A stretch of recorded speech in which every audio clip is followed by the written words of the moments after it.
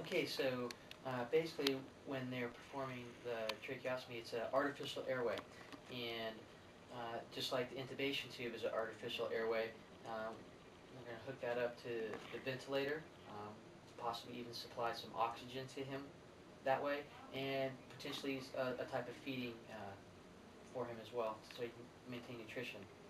Um, you mentioned something earlier, Jennifer, about in your report about oral care and suctioning.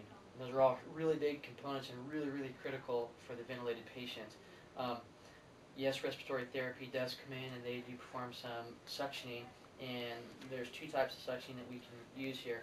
One is with this suctioning here, we'll actually go down into the tube and remove secretions out of that. Uh, Another way we do that is with a cannula. We can get just what's inside his mouth and in his outside his buccal muscles there. In addition to that, the oral care that we give the ventilated patients, it's at a minimum of every 4 hours, and for a couple of reasons. We want to maintain hydration in the oral mucosa, but also we want to remove any secretions that the patient can't get out. If they're having difficulty coughing, say, that's what the two types of suctioning do. And with the oral care, we can actually hook and pull some of that material out, and it just feels good for the patient. They're really critical in the prevention of VAP, ventilated associated pneumonia, and um, that is the leading cause of infection for all ventilated patients is ventilated associated pneumonia, and it accounts for 50% of all the antibiotics used in the ICU.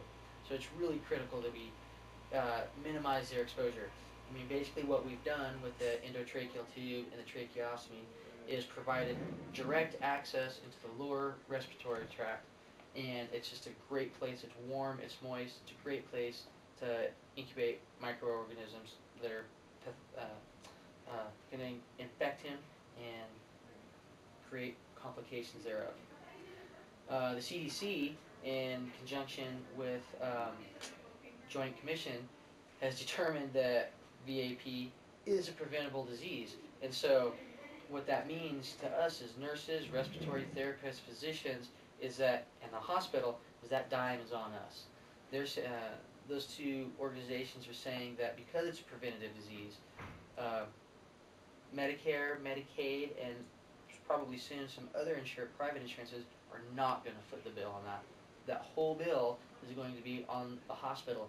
It can be up to $40,000, $50,000 or more, certainly less, depending on the complications and the length of stay, how long we have to keep them intubated because of that.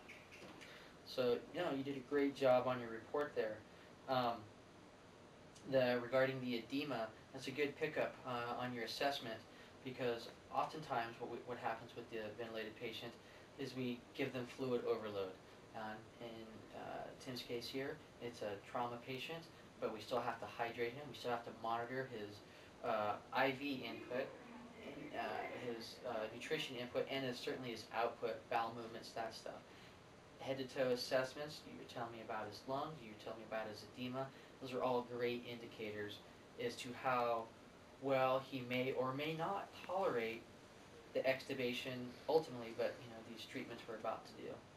So I think what we'll go ahead and do now is get a hold of respiratory therapy, have him or her come in and get ready to suction this patient. Continue my assessments. I can chart all of that. You can have all that information available to you. Thank you so much for contributing to the care of this patient and for your report. Very thorough. Thanks a lot. Enjoy the rest of your day.